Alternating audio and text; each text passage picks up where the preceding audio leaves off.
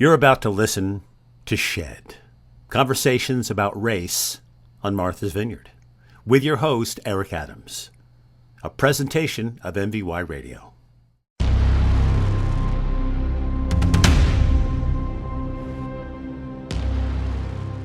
Perhaps the preeminent voice of America's racist history brings us the truth about the toxicity of racism for both black and white Americans.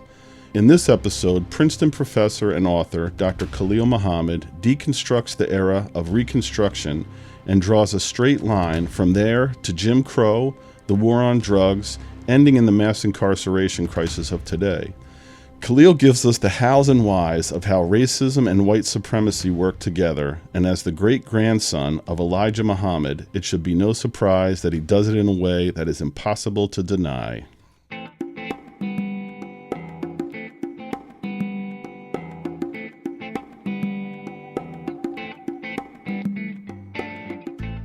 Hello, and welcome again to Shed. Today we are very fortunate to have Dr. Khalil Muhammad join us. Khalil is one of the leading and most important voices we have regarding race in America. He was the Ford Foundation Professor of History, Race, and Public Policy at the Harvard Kennedy School and the Director of the Schoenberg Center for Research in Black Culture. And I believe he's just joined the Princeton University faculty as a professor. Is that right? I have, yes, that's right. Welcome to Shed. Thank you. I'm happy to be here. Yeah, thanks a lot for coming. Yes.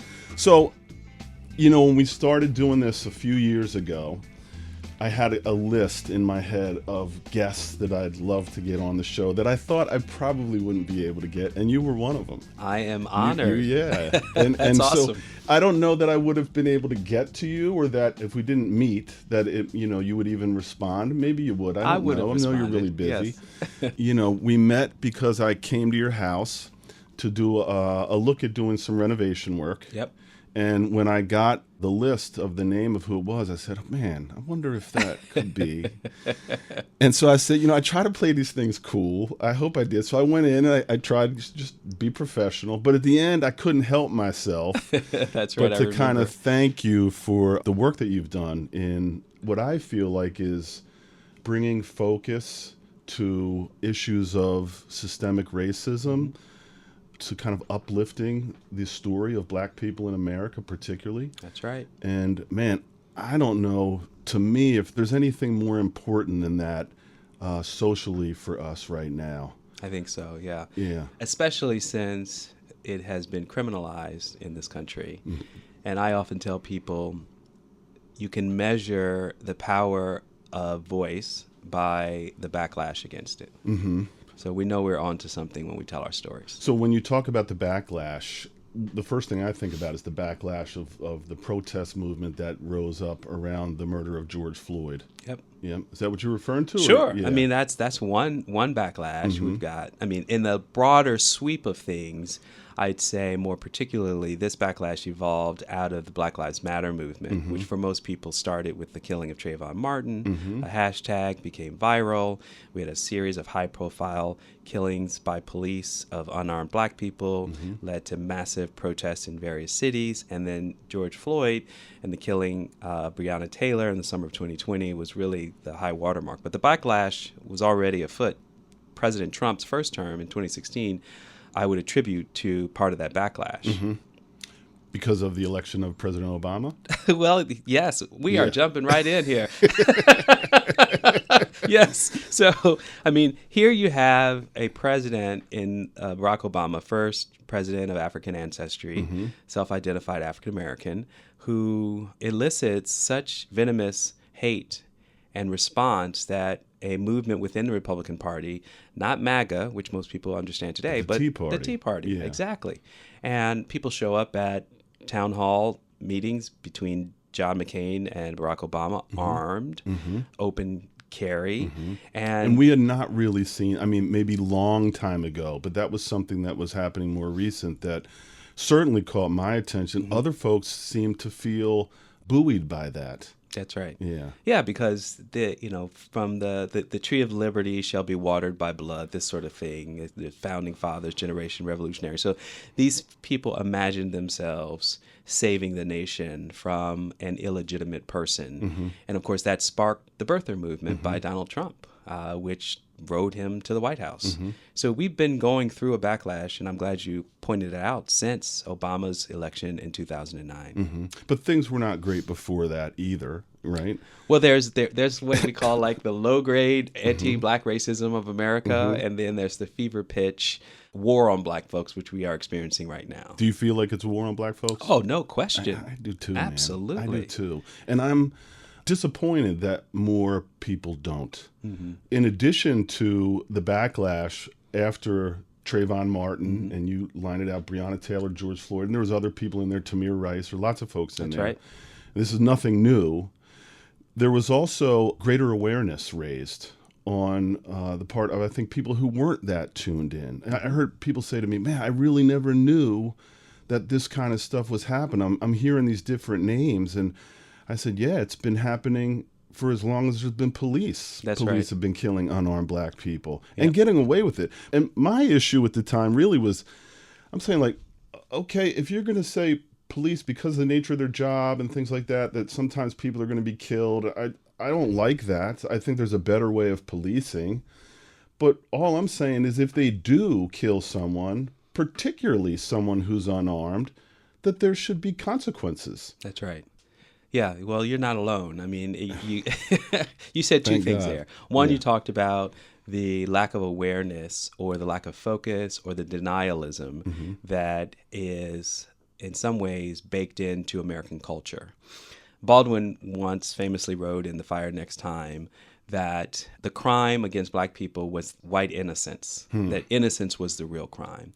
Because if white people came to terms with, not only for Baldwin in writing in The Fire Next Time in 1960s, their own history, which by then was already hundreds of years old. And full of violence. And full of violence, right? I mean, it was so instrumental. It was the key tool for settlement and conquest, first of the indigenous and then the use of violence to enforce enslavement.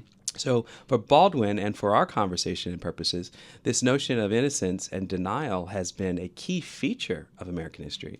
And I would just say one of the more profound aspects of the period we're talking about, let's just say the last 15 years since Obama's election, give or take, has been a steep learning curve for a lot of white Americans who were beginning to, dare I say, awaken to get woke on these issues. So, for example, the 1619 Project, which I contributed to, I have never lived through, and I'm not sure, I haven't studied this empirically, although I suspect someone has tried, but I can honestly say most of us have not borne witness to the banning of a particular book in particular legislation across states. Right? Like, they put together book ban lists, Right. and often locally, but for state legislative bodies to say, you can't teach racism, you can't teach slavery unless it's to say that it was an exception to the American story, and you cannot teach anything from the 1619 Project. So 1619 Project, New York Times Project, opened up in a kind of viral way this history, and people were reading it. And that power of knowledge, in my opinion, is the most effective antidote to systemic racism. I agree. Because it doesn't make sense. It doesn't hold up under scrutiny. Right. That's one of the reasons we decided to do the podcast, is really to give people more information, expose them to different ideas. Because when you really drill down, it's based on principles around white supremacy, which really are not factual. You know, they're kind of these invented things that have evolved over a long period of time. That's right. I mean, to me, it's a trip, man, because, you know, if you deny black people education forever, for hundreds of years, Criminalize it, make it illegal for make it people to read. illegal, right? And then we call them ignorant, Right. right? Black people built this country, you know, with help, for sure, but we provided the labor that really developed this country, worked from can't see to can't see for free. Right. That's right. And then we were labeled as lazy. Lazy, yeah. We've had more violence perpetrated against us over hundreds of years, more than probably anybody else. But I, would say that the indigenous folks are right there with us. But then we're labeled as kind of innately violent. Yes, that's man. right. Yeah. Yes. No, it is a remarkable history of gaslighting. I was going to say a mind F, but yeah, gaslighting works to use too. the term Yep. du jour, the popular term for young people. Yeah. So I'm a therapist, a marriage and family therapist, and I'll never forget a professor told me one time that one of the most harmful things we can do, this is related to parenting, one of the most harmful things we can do to kids is to deny that which they know is true. It really undermines their sense about trust. How can I trust what I feel? I'm seeing this, but my parents are telling me no. And I feel like that's what's happened to us. Yeah. People are denying what we know to be true. That's right. Well, there's another side of this, and I'm going to evoke Baldwin again, because I don't know if you saw the Raoul Peck film. I didn't. He directed it, and this is maybe 2017. It's called I Am Not Your Negro. Yes, I did see it. I'm sorry, right. I did see it. Down at the Film Center, Vineyard Haven. And it's based on a memoir a draft of a manuscript that was essentially a memoir. Remember This House by Baldwin, writing in 1979 or so. So he's telling his own story of how he came of age in Harlem, left the country because of the racism. It was so toxic, goes to Paris, comes back from Paris at the height of the civil rights movement, and decides he wants to be part of this movement. And one of the powerful segments of that film, and the story that Baldwin is telling about his own choices, is that the racism that you're describing, that for us, we know what we are experiencing, and yet we're being told it's the opposite. That it's the our opposite. fault. Not just that it doesn't exist, but it's the opposite. It's the opposite. And Baldwin flipped the script in this way. He said that, and white people know this to be true too. And what it creates in them is a kind of crisis of their soul, which he described as making them into quote unquote moral monsters. That they had to live with the reality that a society enforced the mistreatment and the degradation of other people, people they knew to have the same humanity as them, but yet were constantly being told, no, it's not what you see. Your intimate desire for a relationship with that person is wrong. And no matter what you feel, you shouldn't experience it. And yes, that child by your white father of the enslaved woman that's worked for us is not what you think it is. That's not your dad. That's right. So you see that this is a both and, right? We've been gaslighted, but white people have had to contort their humanity to accommodate this. And it's toxic for everyone. So one of the questions I wanted to get to was, why did woke become this negative thing? I mean, when we started talking about the idea of being woke, it was a relief to me. Yeah, do you remember Teddy Pendergrass and Harold Melvin and the Blue Wake Notes? Up, Everybody. Wake up, everybody! That's 1975. Right. That's right. They were talking about then. And if you listen to the lyrics of that song, I do. Yes, I know it. Right. Yep. It's poetry. It is. It is precisely for that generation the moment they say, "Listen, we live in a society that we have to change. This is not working, and we have to understand how we got here." But Khalil, it is working for some people. Yeah, well, that's another part of it too. It is working for some people, and all these things that, and I don't see randomness and I don't see chance. I see it as being purposeful. Yeah. The criminalization of black people is purposeful. Yeah. Right. You don't have to tell me about it. I wanted you to tell us about it. So can you talk a little bit about that? Because, and if you don't mind, and I don't want to kind of steer you in any direction, but I think it's important to talk about the period of Reconstruction and how, it was like, well, what are we going to do with all these freed black people now that they're not enslaved? How are we going to control them? How are we going to keep them from voting, owning land, becoming real citizens? Yeah. Did you read this book called The Condemnation of Blackness? I'd read a little bit of it. Yeah. Okay. All right. Normally, I don't have to promo my own book, but yes. So, but do it because it's a great read. It's really enlightening, man. Yeah. So I wrote a book called The Condemnation of Blackness: Race, Crime, and the Making of Modern Urban America, and it starts just after Reconstruction. It's the moment when 4 million formerly enslaved people suddenly have freedom. And Kind of. Yes, well, Yeah. let's, Okay, take it go baby ahead. steps. But Yep. the point is that it completely turned society inside out. Right. The rules of society have to adjust to this new reality of mass black freedom. Right. And as you pointed out, not just in the South, but the North too. That's right. Right. So it's a really destabilizing moment for all the logic that has sustained slavery for nearly 250 years, which was that God intended it, that science had proven that this was so, and that civilization demanded it, meaning that the only way for this society to advance is that these people who are naturally fitted to do this kind of work shall do it. And they're happy doing it. And happy to do it. That's Yeah. right. So all those mythologies exist for 250 years. And then in the aftermath of a civil war that cost nearly 1 million lives on these shores, all of a sudden, these folks have political rights. They become judges, teachers, landowners, officers of the law. They join state Politicians. militia. They Yep.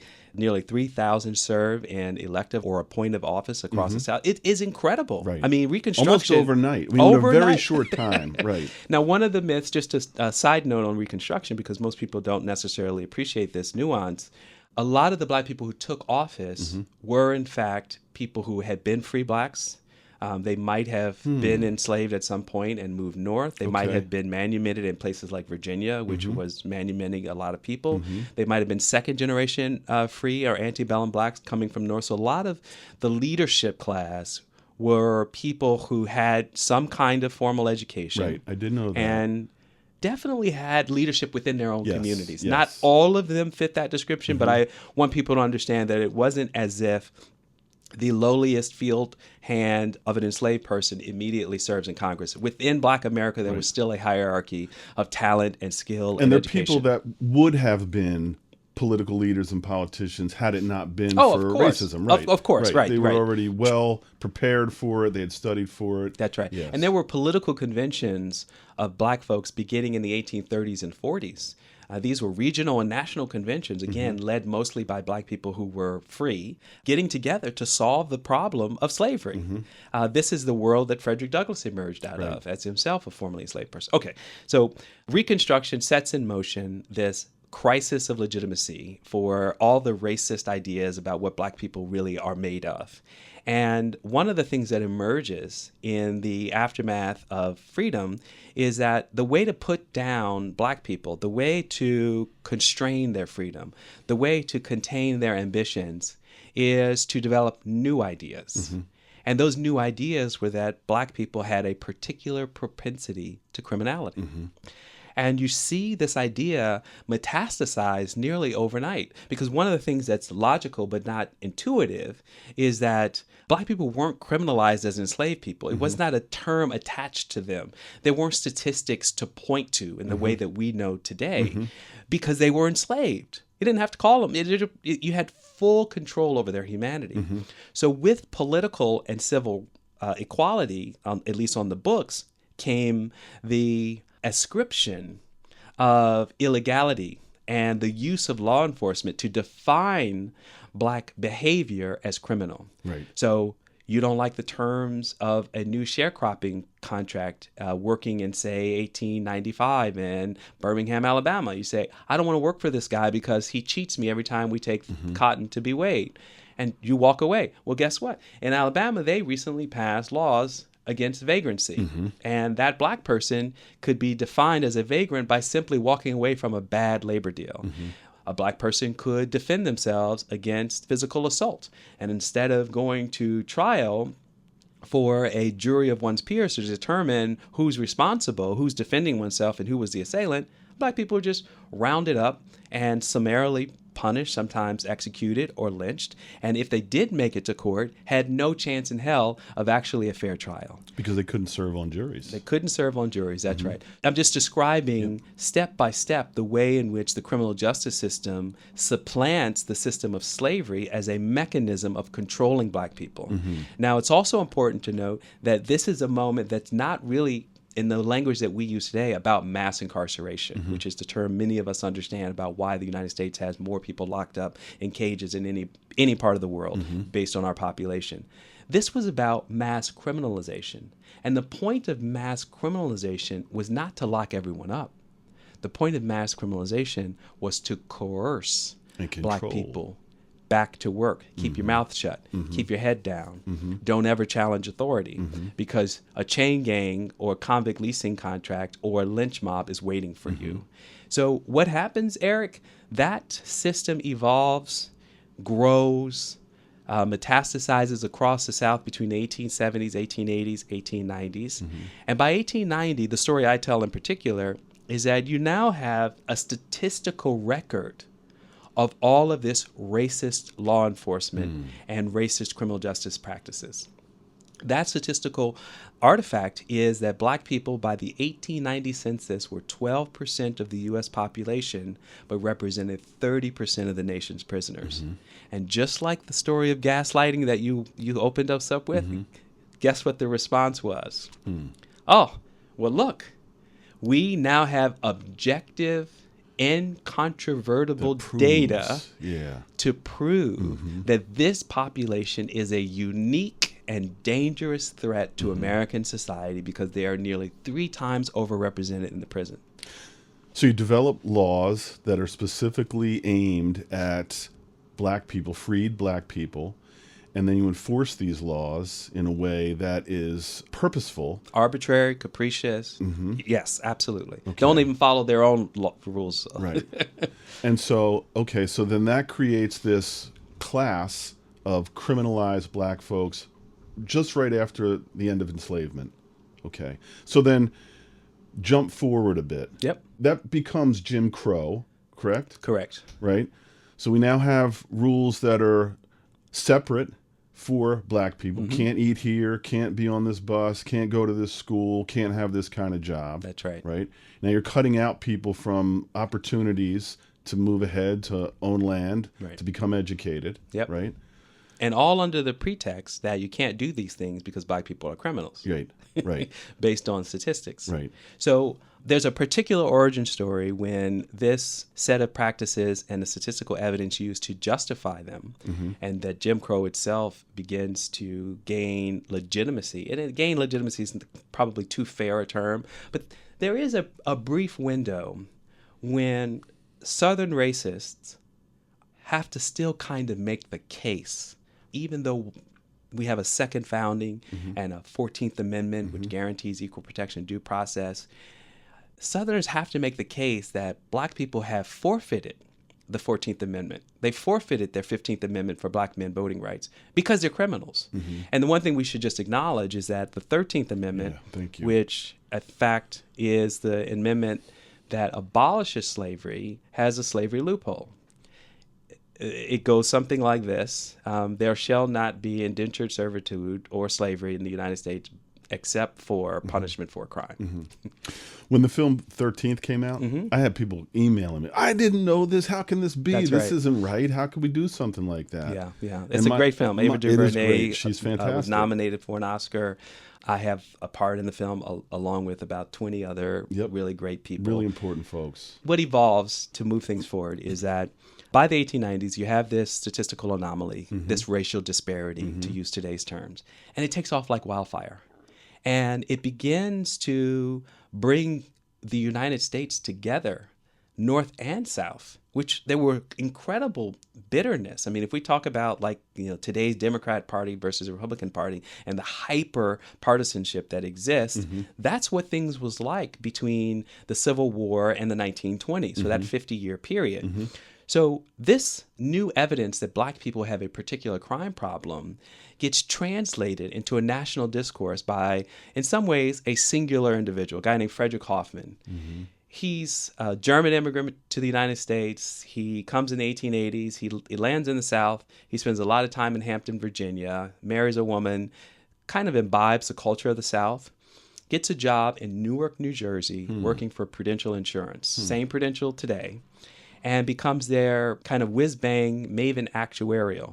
But he makes his bones by essentially bringing national crime statistics to the attention of the country in a way that the federal government is not doing it itself. The federal government won't collect national crime data until the 1930s. Okay. Frederick Hoffman is pioneering, and key to his work is to sound the alarm that Black people are a particular and dangerous threat to America. Now, why do I emphasize Black people in this way? Because there are other populations that many Northerners were more concerned about. The Irish, the Italians, other Eastern Europeans, Catholics, Polish Catholics. There was a whole class of what we would recognize today as white immigrants, but for that generation were considered a lower stock and a particular threat to the Anglo-Saxon character of the United States. And what Hoffman's genius was to say, hey, everybody, chill. The Irish, the Italians, they're nothing compared to the Negro. In fact, they're more like us. They're more like us. Well, he was German, but yes, in that sense, yes, more like us. The word that actually emerges in this moment is they have the inherent capacity for statecraft. I mean, these people, this has never been about some toothless, ignorant person who's just racist to the bone, right? Or what we would call a bigot. This has been about thoughtful, well-educated, deliberate, intentional people creating our society. And so Hoffman does two things at once. He sounds the alarm that Black people are a dangerous threat to America, and he creates space for a more progressive set of policies to help white immigrants. Now, just to be clear, those same white immigrants were subject to xenophobia and nativist activism, so much so that by 1924, the borders closed to most of those populations. The Immigration and Naturalization Act of 1924 had a similar kind of politics of xenophobia as our own immigration policies today under Donald Trump. So it's a complicated moment, but what emerges from this moment is that most of the nation begins to gradually shift in the North and in the South to recognizing that the only real criminal in America that mattered was a Black person. And immigrants start to get treated differently. Northern cities like Chicago, Philadelphia begin to institute policies of police reform. As I say in the book, by the time we get to the New Deal, which is also an anti-crime program about crime prevention. Remember, the New Deal starts in 1933 under Franklin Delano Roosevelt, which is the end of prohibition. Prohibition unleashed untold violence across the country, particularly in big cities. Al Capone in Chicago, Lucky Luciano in New York. I never have linked those two things. It all matters because as a matter of national policy, when alcohol was criminalized in its manufacture and distribution, it created a massive underground network. If you just think, again, for a listener, to the era of the crack epidemic or even the opioid and meth epidemic of more recent vintage, you understand what it looks like nationally when a country is wrestling with a massive problem of criminality related to drugs or alcohol. So when Franklin Delano Roosevelt comes in office, he takes a completely different approach. He says, we have to repeal prohibition. We've got to give these folks jobs. We've got to treat them with dignity. We've got to get them into civil service. We don't want to police them. We want them to police themselves. And it opens up in ways that we already know the massive infrastructure that leads to home ownership, to education for white immigrants and for working class white people.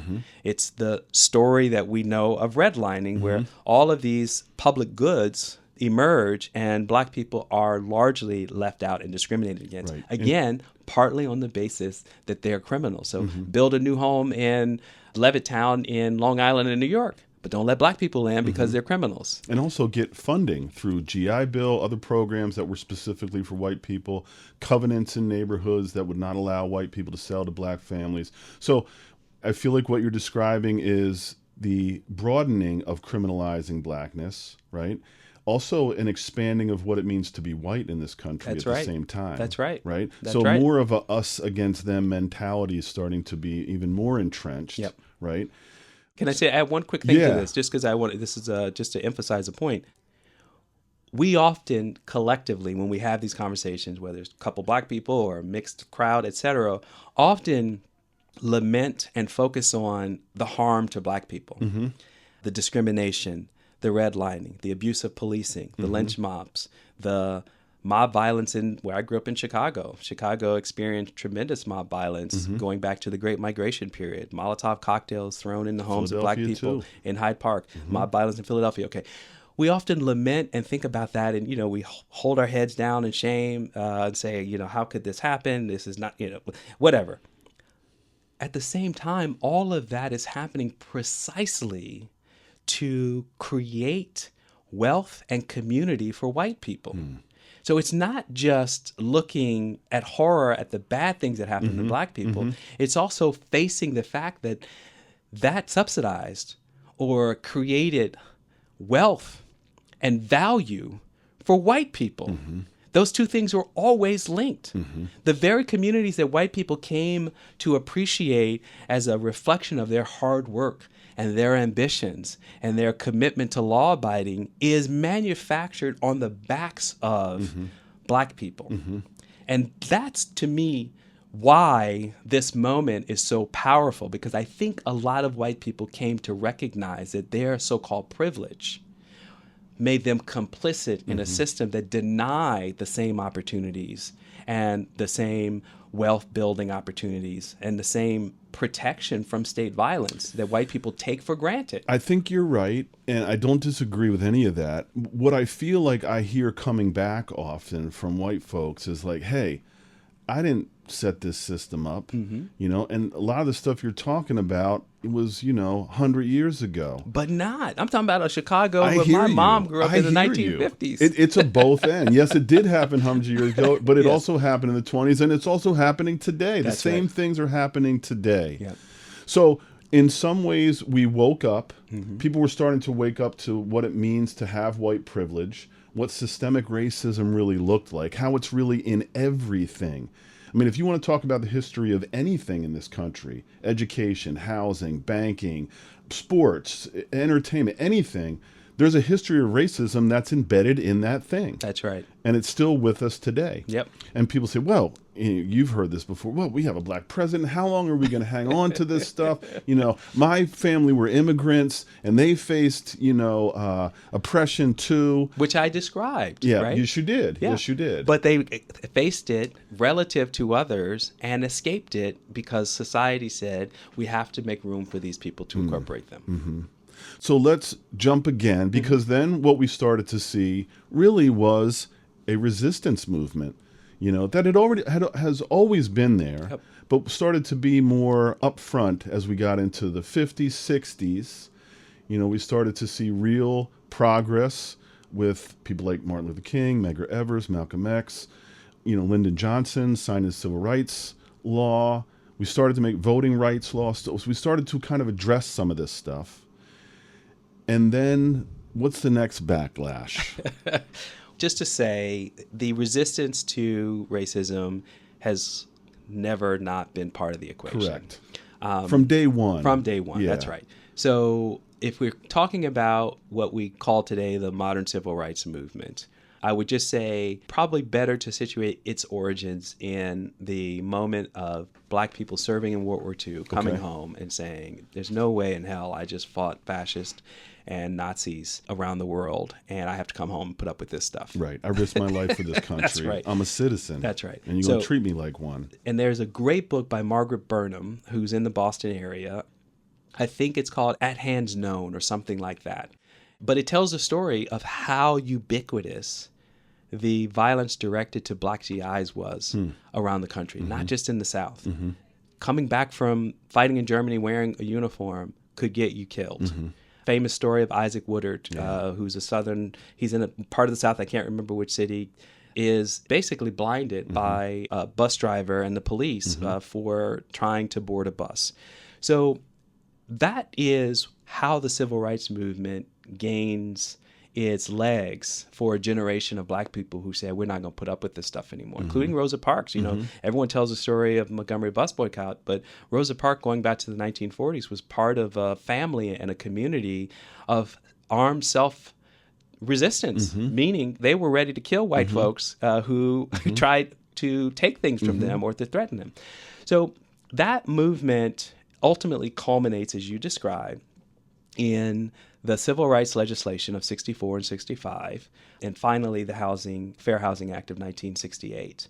It's funny, we haven't caught up with what came after that in light of the current moment in terms of history, because what we're starting to, and I say we, scholars who are reconsidering the limits of the civil rights movement are starting to recognize that while it was important in many ways to put on paper, again, the constitutional rights and protections for Black people, which of course also expanded in the language of non-discrimination that opened the space for white women, LGBTQ+, eventually people with disabilities and so forth. We're starting to recognize laws don't actually matter as much as we thought they did. Right. It's not that they don't matter, Right.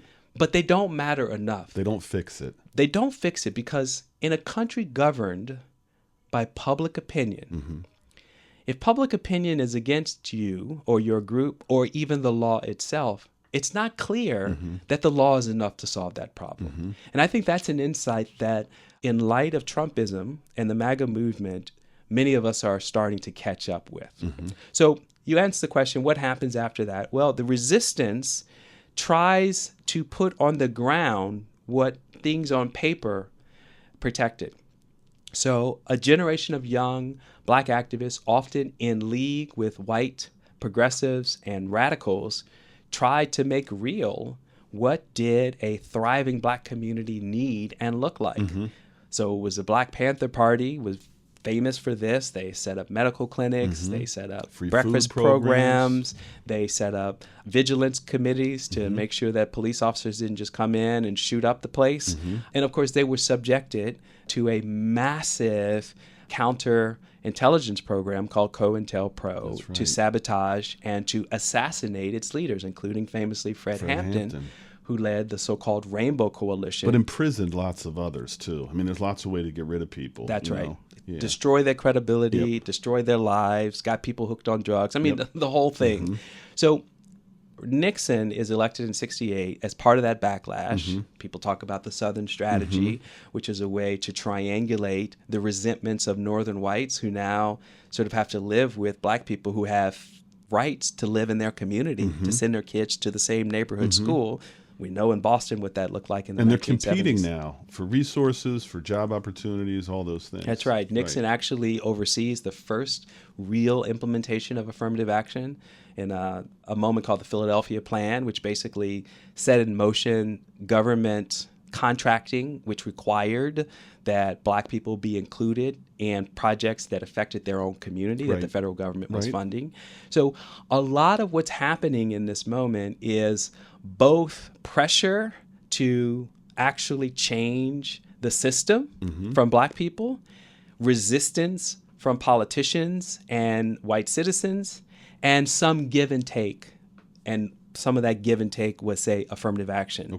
There's a fascinating story to even reflect kind of Black affluence that begins to show up at Martha's Vineyard. One could argue that some of the generations of families that have been here, not just going back to the 19th century, but in the mid-20th century, are a consequence of some of those affirmative action programs, some of the government contracting, some of the ways in which corporate America began to open up managerial roles, eventually board seats, which created a small class of Black folks who had real resources, not relative to their white elite counterparts, but relative to a middle-class white person. Some of these Black people had more income and eventually might have more wealth. So a lot of that is the world that we have been living in for the past 60 years since the Black resistance movement of the 60s and early 70s. Okay.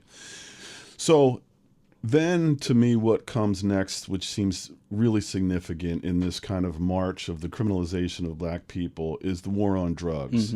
So now we find this way. Lee Atwater was, caught on tape. Special advisor to Nixon. Yes. Talking about how we're going to change things up. So now we start to criminalize drug use and poverty. That's right. And we now target large communities. We really are going and targeting communities. What's developing now into mass incarceration. Is that right? That's right, yeah. Okay. So Lee Atwater, I'm glad you mentioned it, and I'm going to paraphrase here, Okay. basically says on tape to a reporter many years later, recalling what he'd said to Nixon at the time. And he basically says, well, you can't say N-word, N-word, N-word, Right. but we can associate black people with marijuana. That's right. And arrest them on drugs.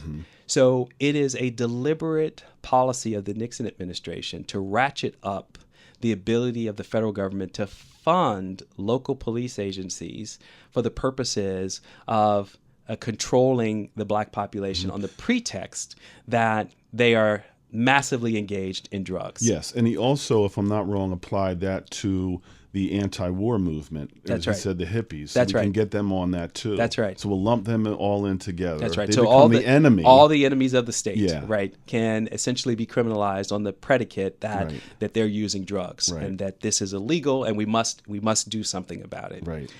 Now, I have a I'm colleague. getting mad over here. 'Cause I really am. I know this stuff, but when I start to hear it put together, I'd get angry. I can't help it, man. It's so remarkable. But you know what, Eric? I've been teaching and writing and as an academic for 25 years, give or take. And up until the last 10 years since Donald Trump emerged, I mean, I can honestly tell you, like, it was harder to kind of get people to appreciate what we're talking about, like to own it, right? I mean, if they read a book, great. If they saw a documentary, wonderful. But just in conversation, it was just so much. They're like, really? Like, it can't really be like that. There's pushback. I noticed pushback right away. That's right. It can't be. But now that we've had 10 years of Donald Trump, I hope people are like, oh, anything's possible, right? Like, crazy is normalized. And a policy agenda to strip people of their due process rights, like rounding folks up on the streets of Martha's Vineyard or Boston or Los Angeles and just sending them to another, like all reality, not make-believe. So people, if they think it's bad now, think about what that meant to criminalize an entire population on the predicate that they were all drug users. It's literally what we call collective punishment, right? The community was a community of drug users and criminals. Nobody has due process rights. You just pick up anybody. I mean, I'm going to say this because it's a colloquialism, fit the description. But the description was mostly just black and male, of a younger. 5'5" to That's 6'5". right. Didn't matter. That's Didn't matter. So LBJ, just as a matter of historical accuracy, does pass policies that Nixon builds on. He passes the Law Enforcement Assistance Act. It's called LEAA. Okay. And what it does is it provides block grants to local police agencies because we have a federal system where policing and criminality is mostly regulated by the state, not by the federal government. There are a few crimes that emerged in the 1930s, kidnapping, bank robbery, and many other white-collar crimes under interstate commerce. Theft, assault, or all But those all the things regular are stuff state. is Yeah. state. The federal government has no jurisdiction in that regard. What Johnson does and what Nixon picks up on and just explodes is that the federal government is now funding local police. They're giving money to police agencies.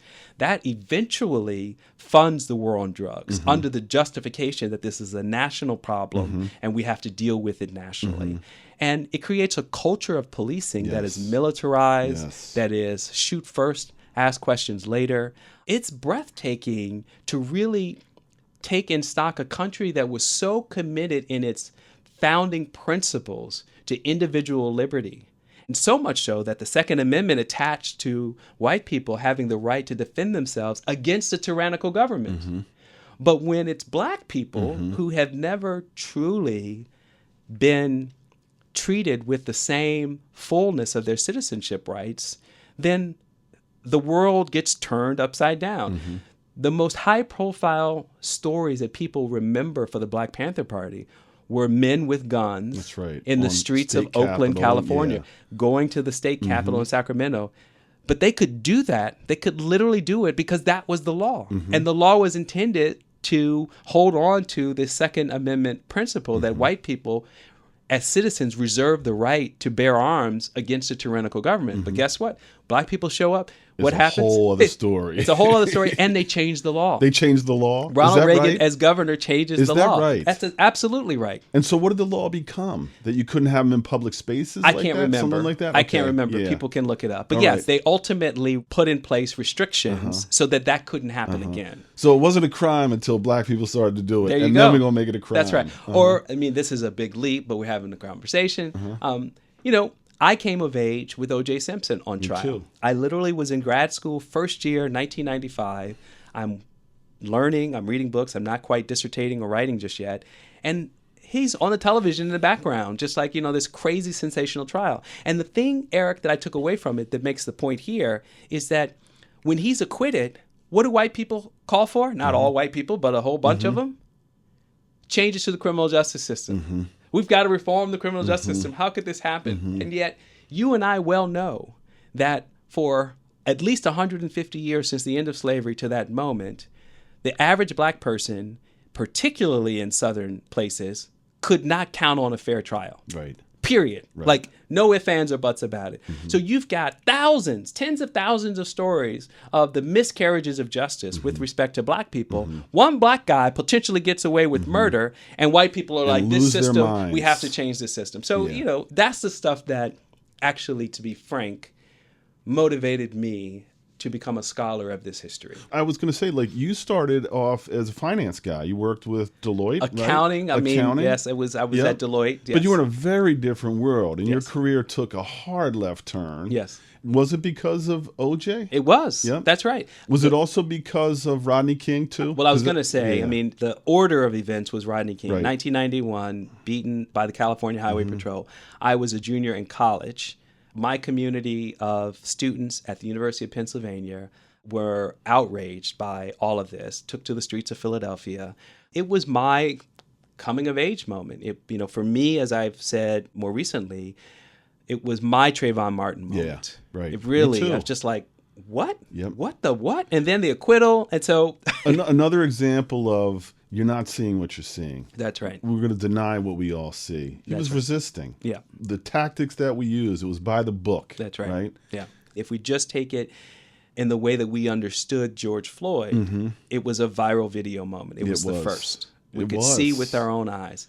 And yet, Floyd ultimately gets justice. His family and the prosecution and conviction of Derek Chauvin and the 3 other officers involved in his death.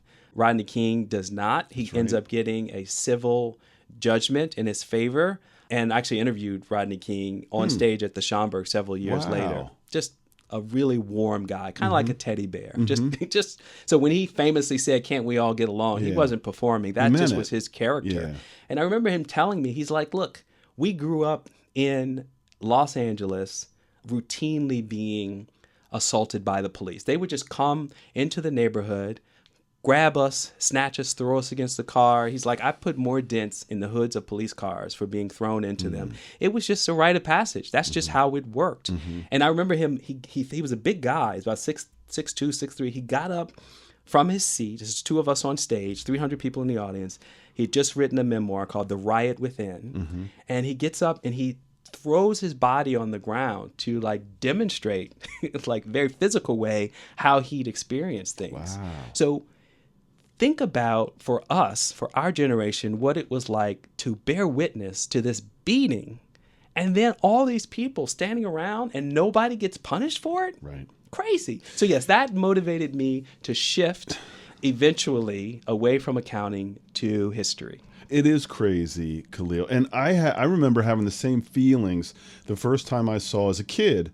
I was probably, 8 or 9 years old when I saw pictures of lynchings.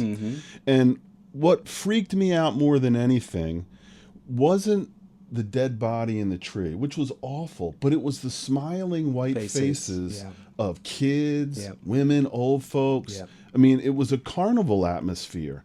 And to me, it was a scary thing, because to me, that was revealing something to me about white people, frankly, that you couldn't trust them. Yes. Just for our listeners, so think about, what you just described. I just want to emphasize it. Yeah. The participation in lynching was so ubiquitous that photographers would be called to the site of a lynching to take pictures to convert those pictures into postcards I know, to be man. sold, and then people would buy them and send the postcard with inscriptions. Went to, and I'm just going to give one example, a N-word barbecue last night, mailed in the U.S. Postal Service to relatives as a sign of pride. Isn't that something? Isn't it something? It really People is. would participate, and body parts would be cut, put in jars, and put on display in storefront windows. Children would be invited and excused from school. They sold excursion tickets for lynchings that were scheduled. So you would buy an excursion ticket, take a train, have a picnic, participate in the lynching, and go on your merry way. And this was not that long ago. No, in the picture this history. was in the course of the lifetime of my great-grandparents. Right. That's right. Right. So my great-grandparents, as yours, had to carry the trauma of bearing witness and knowing that this could happen to anyone at any time.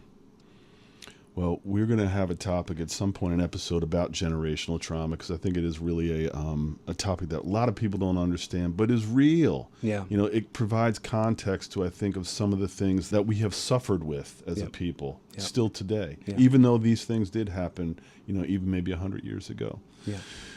So I was going to say, I got one question for you. It's a two-part question. And the question was, why is there so much racism and how do we fix it? You know what I mean? But I was like, he's never going to. But you're answering it. You know, you're answering Well, it. I'll answer it directly. Go ahead, at least man. the first part. And I have an answer for the second part. Okay. It'll be less satisfying. It always is. But the first part, and we've said it, but I just want to say it clearly. Oppression in America comes first. Racism comes second. Okay. Meaning that the whole business of Europeans coming to this country in search of gold, eventually as settling for fertile land to grow cash commodities that could be sold to market, and eventually cotton would take off in the late 18th century and make this country fabulously wealthy. So why did white people come? They came to get rich. A few came to escape religious persecution, but even those whose primary motivation was to escape religious persecution quickly got involved with making money. So America was always a place for white European settlers as a place of economic opportunity. Okay.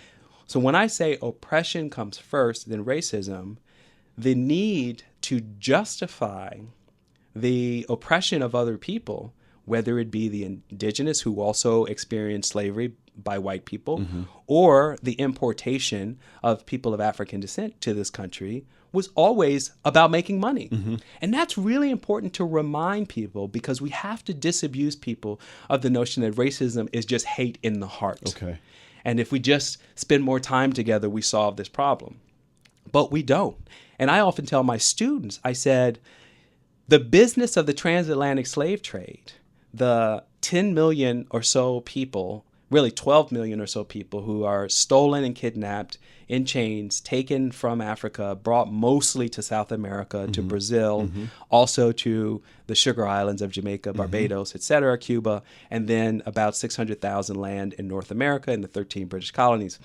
The business of going through all of that rigmarole was not to be racist, was not to make white supremacists, it was to make money. And so our origin story is rooted in this need to make money, and then in the process of making money comes exploitation, comes oppression. And it got easier to say, oh my God, we can do this a whole lot easier if we just use the appearance of difference as a way to sort people. We can divide the natural tendencies of two groups of people who are both being oppressed. Here, certain European indentures who came under contract to work for 7 years and then to gain a small plot of land as their quote unquote freedom dues. And the Africans who came here, and in the earliest days, the 17th century, by the way, you can read all this in the 1619 Project, had a kind of fluidness, right?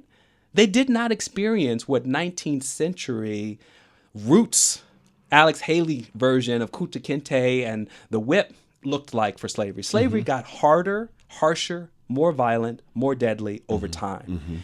In the earliest days, it wasn't clear how to manage the indentures who were in a coerced form of work and enslave people. So I say all that to say, Eric, that when we answer the question, Why is there so much racism? There's so much racism because the very identity of this country is baked and built around an idea that we can control certain groups of people in order to make this country work. Right. So can you lead us to how we are still making money off black bodies? Because it changed, and it's not the same as it was, but there's still this idea that there's a lot of money to be made on black bodies. That's right. So I'll give a very particular example. Okay. And I'm going to cite the work of a scholar. She's really more of a policy leader. Her name's Heather McGhee, wrote a great book called The Sum of Us. Okay. Wonderful read. So if we just go back to the Great Recession of 2008, right? Economy crashes, global housing markets tank. Some people are still recovering. Some of the greatest gains in home ownership for black people had occurred prior to 2008, and almost all of those gains were wiped out. Black people experienced tremendous amount of foreclosures. Now, you asked, how is this still possible, or what does this look like today? So the story that Heather McGhee tells is the story of subprime lending.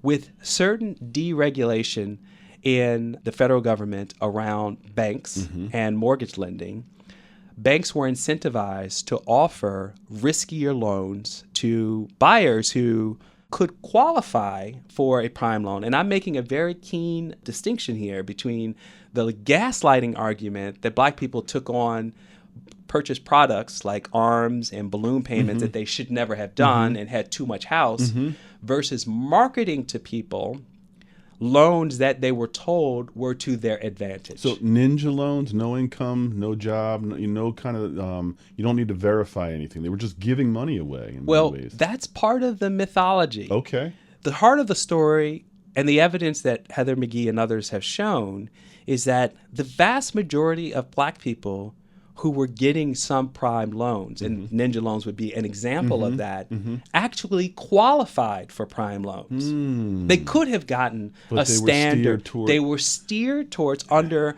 the idea that this is better for you. You're going to pay less interest over the next 5 years, and you'll have time to refinance, as things change. The rates might even go lower. Wow. And guess what? We're not going to require any of the traditional underwriting. We're going to give this to you. It's like, okay, seems like a good, you're trusting the banker. Yeah.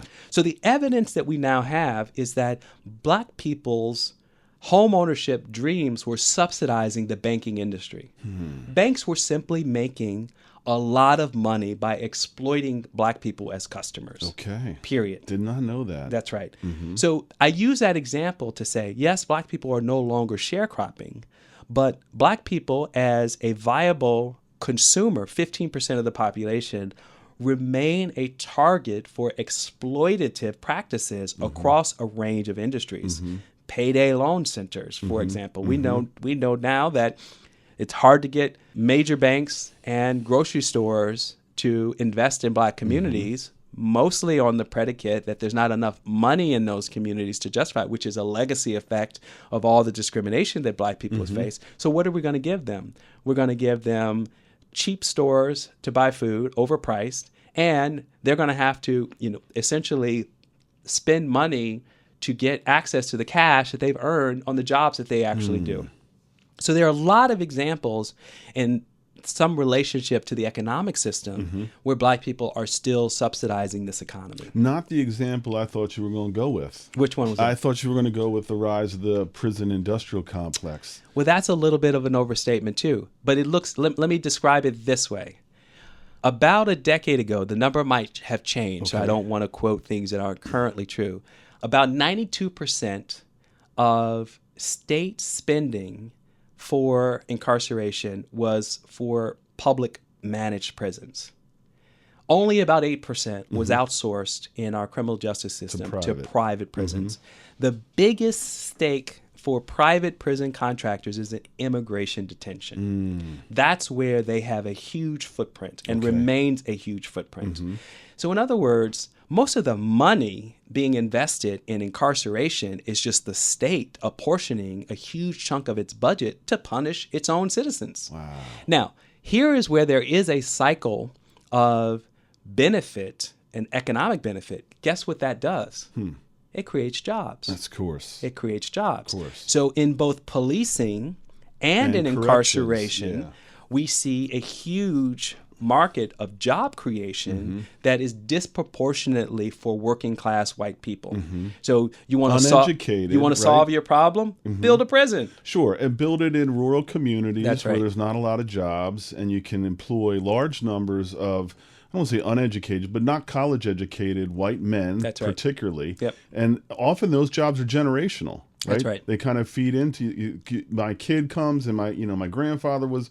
So it's kind of a something that is going to last and be with us for quite a while. Yeah. So the prison industrial complex, which again people often think of, is more about a massive job creation program for working class white men in particular. So there's money behind it. There's money behind that. Yeah, you start closing prisons, you put white people out of work. You start defunding the police, which again, I hesitate to even use it, but it's like saying I'm afraid to use woke. But let's just be clear. Yep. Semantically, even the police say we are overburdened with too many responsibilities for things that we should not be doing. So other people should be doing those things, which means that if you are a fiscal conservative and you're responsible for balancing the budget, you'd say, okay, if we're going to ask the police to do less, guess what, Eric? They get less money. They get less money. because that money has to now go to other social service providers who are going to do the thing that police have been doing poorly. But, oh my God, you can't say defund, just like you can't say that you're woke. But Right. this is the hijacking of common sense from the right.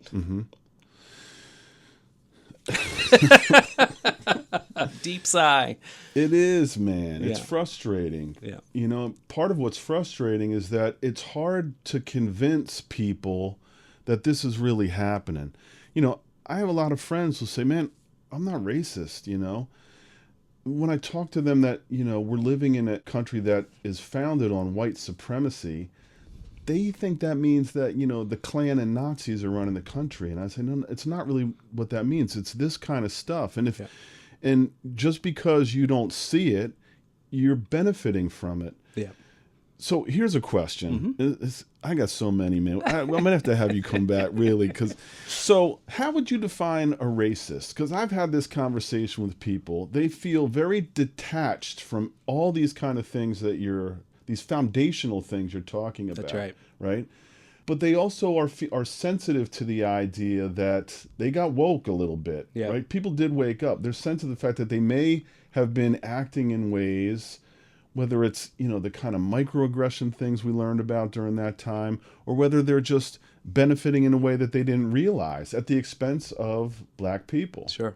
So the first thing I'd say, Eric, is that we want people to appreciate that the concept and the evidence for systemic racism lets them off the hook. It's not a personal thing. If we focus on the policies and the laws and the politics of equality and inequality, then you don't have to nobody's even pointing a finger at you. Right. So a lot of sociologists, if they were in this conversation, would say we confuse racist for prejudice and bigotry. Yes, just in a way that's helpful. Like the term still applies, but if we had a dictionary and we were looking at the order of definition, racist should be associated with a policy or a political decision maker whose choices have consequences for large groups of society. Racism implies power. That's correct, as opposed to bigotry and prejudice, which we are can all personal. be, Yes, right? right. We can all express bigotry right. and prejudice.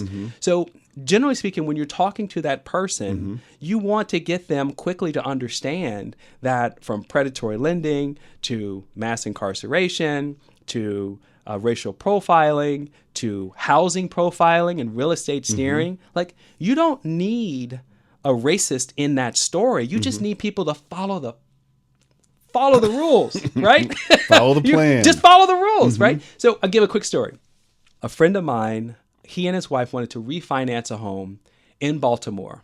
They were both Johns Hopkins professors. She has since, unfortunately, passed of cancer. Wonderful person. But at the time, they just wanted to refinance. They went to the bank. The bank said, we're going to send out an appraiser to justify the equity loan that you're going to take on the home. Appraiser comes out. Appraiser provide such a low estimate of the equity in the home that they suspect something is wrong.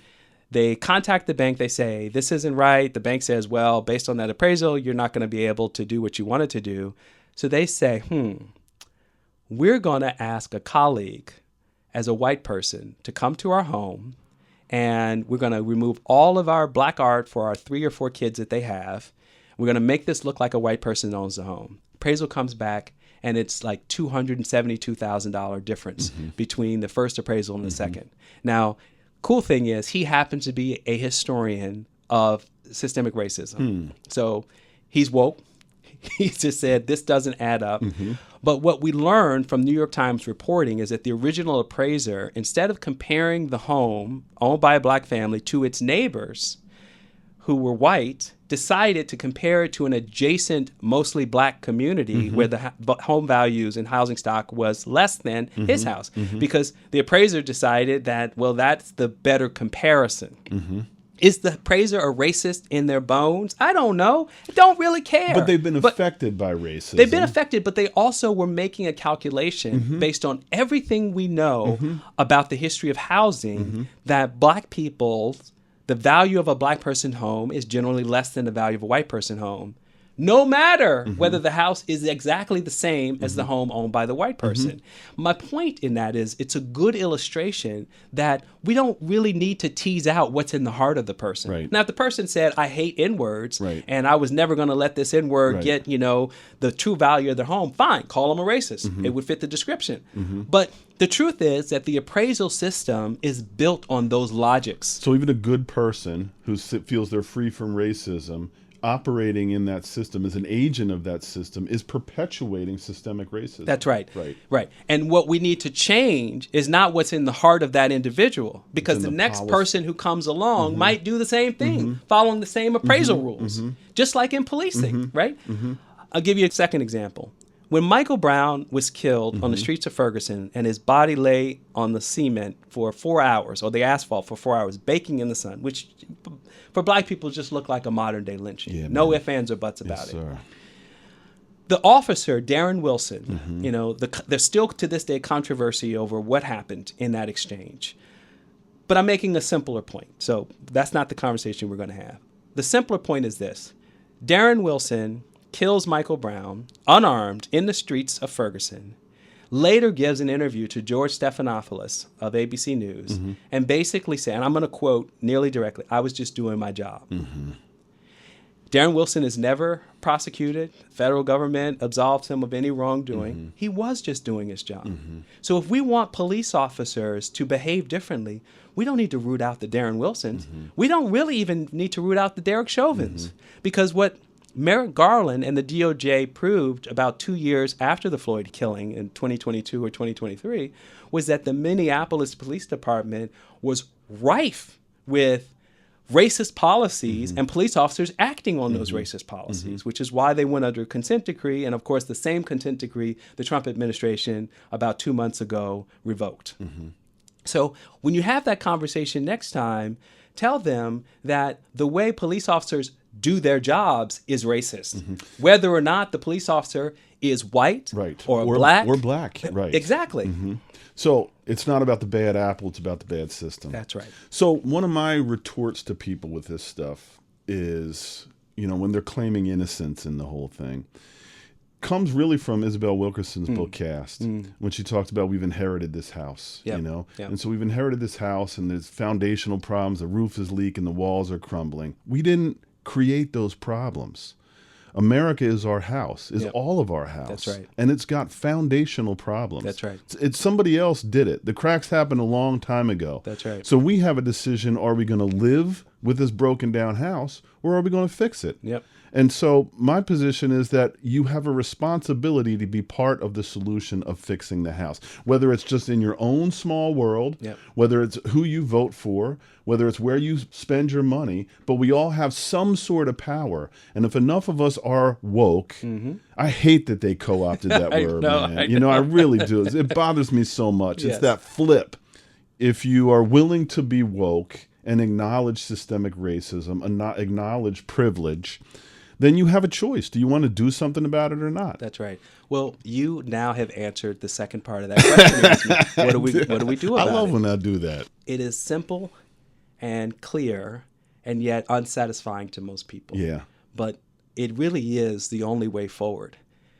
And people understanding how this system works and how we got here is the only way that people will vote for the leaders in a democracy, right? This is the system we have. This is how change happens. This is how we got racism, right? It wasn't some cabal of people in a back room who did things that the politicians didn't want them to do.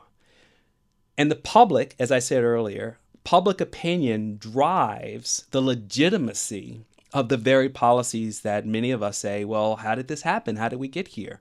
So in order for you to understand what policies you want to see happen that will make the change that you actually say you believe in, is to understand it.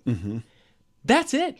And just to illustrate, again, I said this earlier, the silver lining of the Trump years and the emergence of an American fascism that none of us have seen in our lifetimes is that we see how powerful lies and propaganda are in making possible things that don't make any sense, that are not true, that should have no business in a society of laws and of educated citizenry. But it is about what people have in their head. It is about the words that come out of people's mouths. You know, for years as an academic, I remember this like yesterday. It's less so recently, but the first 10 years of being an academic, I remember I give these, talks and speeches about the history, and people were like, that's all fine, well, and good, but what are we going to do about it? All talk and no action. And the point is, like, no, talk is the predicate of action. Culture is the predicate of policy.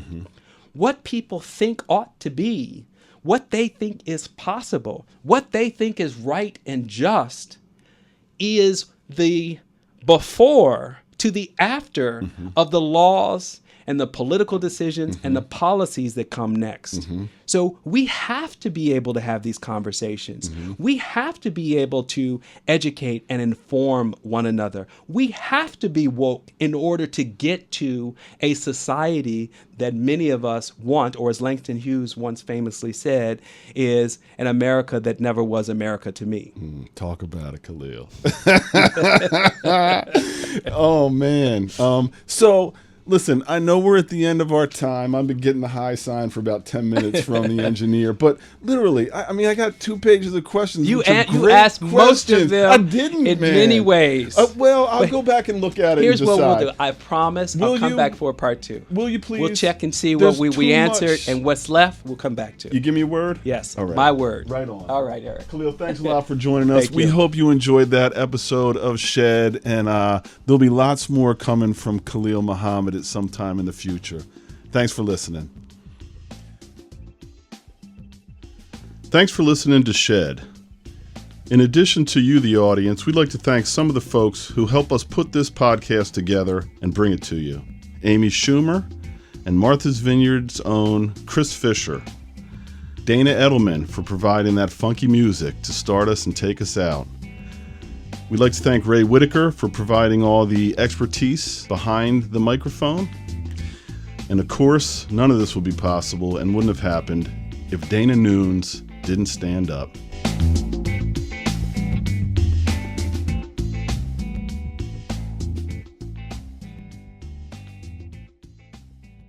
You've been listening to Shed, conversations about race on Martha's Vineyard, with your host, Eric Adams.